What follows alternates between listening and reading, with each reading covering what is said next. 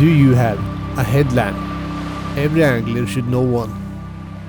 A point of land with almost 360 degrees of fishing possibilities that rarely lets you down.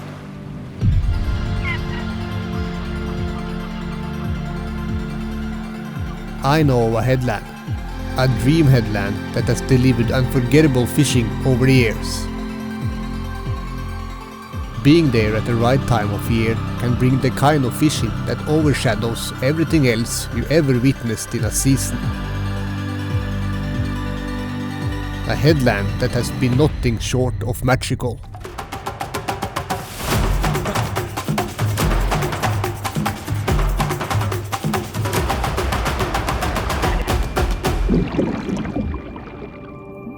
This was the end game of coastal trout fishing for the season, and we were heading to the headland.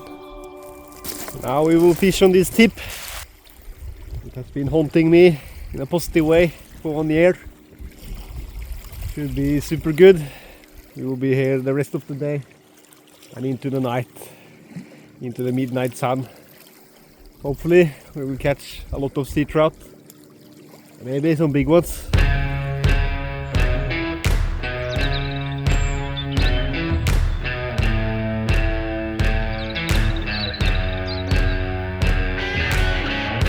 There's some rising fish.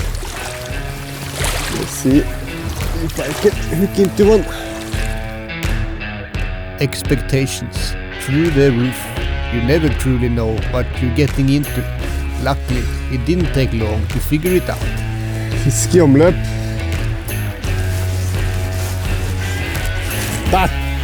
Der satt han, vet du. Der krøkka den.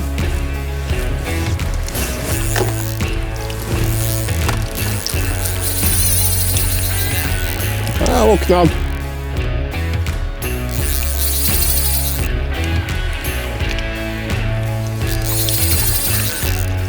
Ja, da våkna han veldig.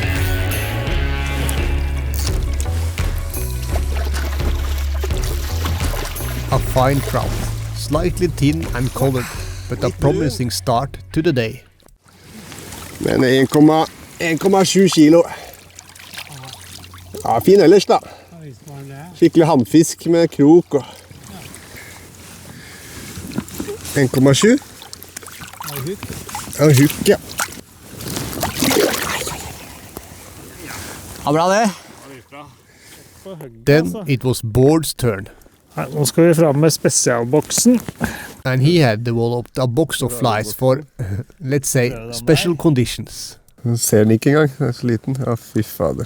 Den skal vi prøve nå. Ligner på ekte vare. Jeg gjør ikke det.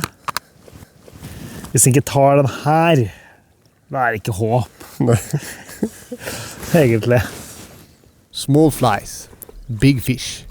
Bård had taken all his frustration from failing to fool sea trout under tough conditions early in the season and turned it into a special box filled with tiny, strange patterns. A box that, as we will see, became priceless under the midnight sun later that day when the trout turned picky. But for now, the fishing was simple. Jeg tok den. Nei. Jeg tok den. Oi!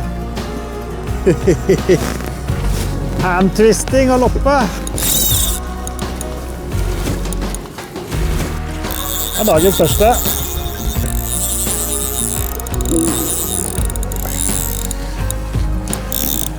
Lemsen går. Ja. Der er mål.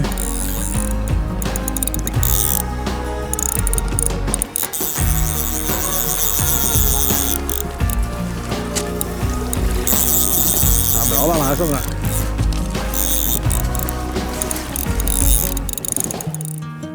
Well, I guess it's safe to say that the morning session started well.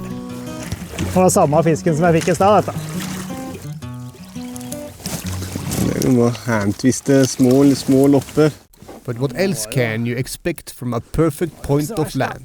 And the session had only just begun.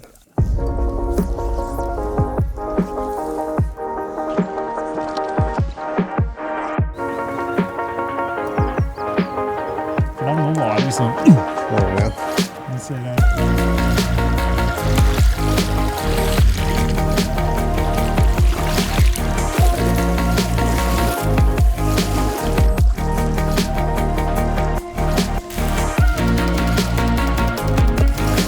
Litt tynn. En pen fisk.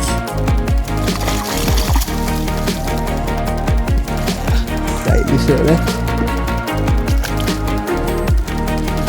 Er det I gang?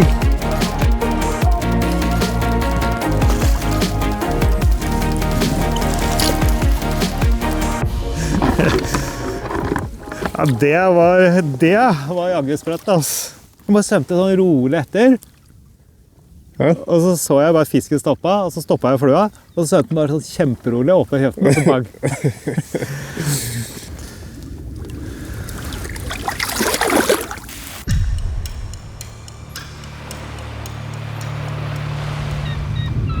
And then came the moment we had been waiting for.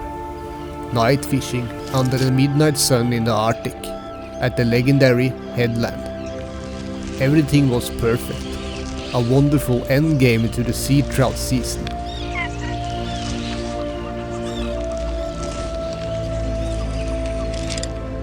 No wind, rising trout, and the sun hanging low in the middle of the night. The night started well. Den her var fin, da, Bård. Den her jo, se på den her jo. Det var en sprekking, da. Ja! Oi.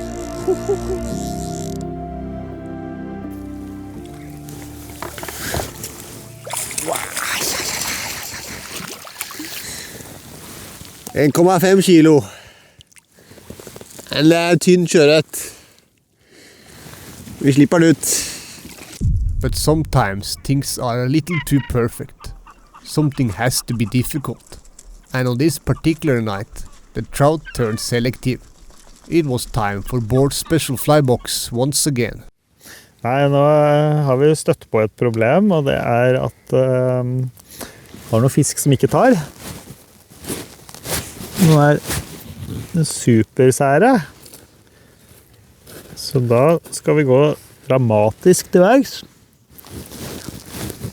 For å se om det mulig å ta dem allikevel. Så da har jeg en sånn spesialverktøy I flueboksen. Her har vi da krill, størrelse 20. Nå skal vi se hvor sær det går an å være. Fluefronten det I hvert fall sært. Det I hvert fall sært. Ja. Se om fisken like sær.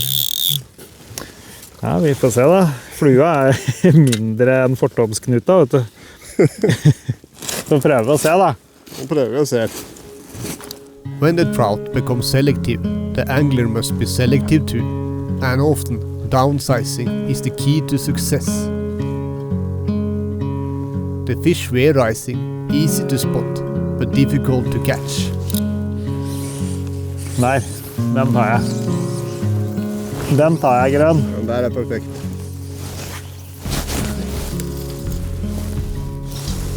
Litt tilbake. Oi, oi, oi, oi, oi. Det var etter. Slurp I deg krillen da. Det var etterbladet. Jeg vet ikke. Det funker ikke det der, altså. Nei, det ble for sært. Det ble over grensa. It was picky fishing. Exciting, frustrating, and Bård still had even pickier flies in the box. Now it was time for the dry fly. Ja, Bård, nå må du vise hva du holder på med. Der. Det en selvkomponert flue som flyter med foam, og så det en krill under. Så striper den I overflata. Så da skal vi få en sjøørret på den. Tørrfluish.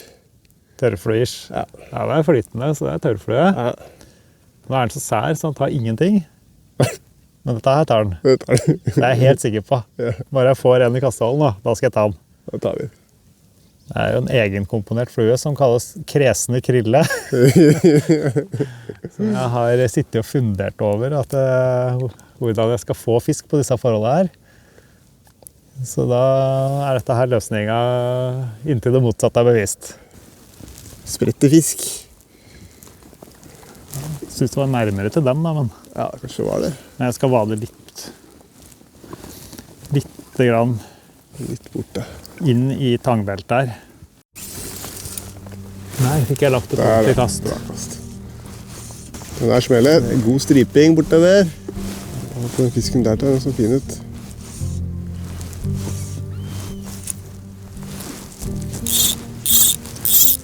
Der tok han. Tilslag. Tok den? Tilslag. Han tok? Den tok deaddrift den der.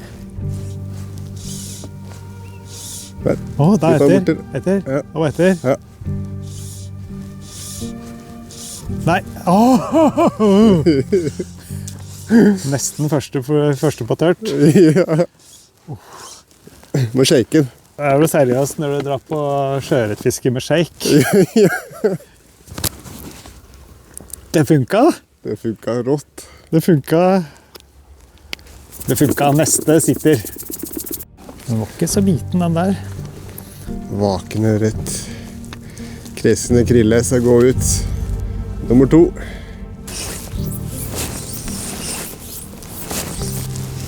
Der ja, perfekt.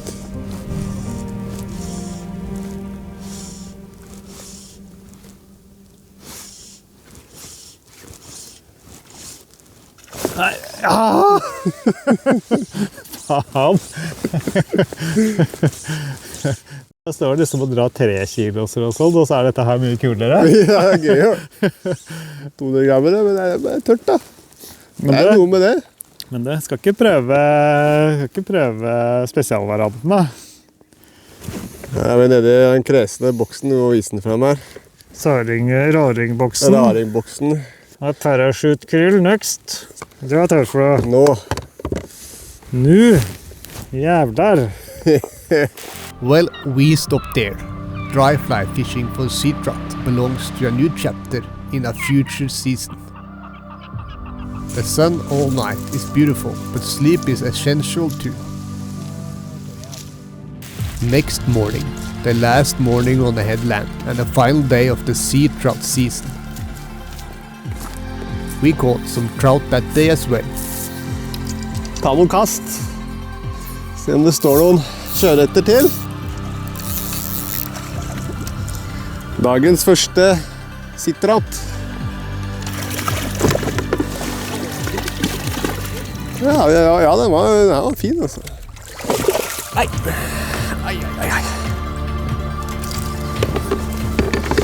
Fin sjøørret. Den tok på en kokt loppe. Oransje. Deilig. Den var fin den her. Eventually, we sealed the deal, and the 2025 season was wrapped. Thanks for watching, and see you soon on the next adventure. Deilig.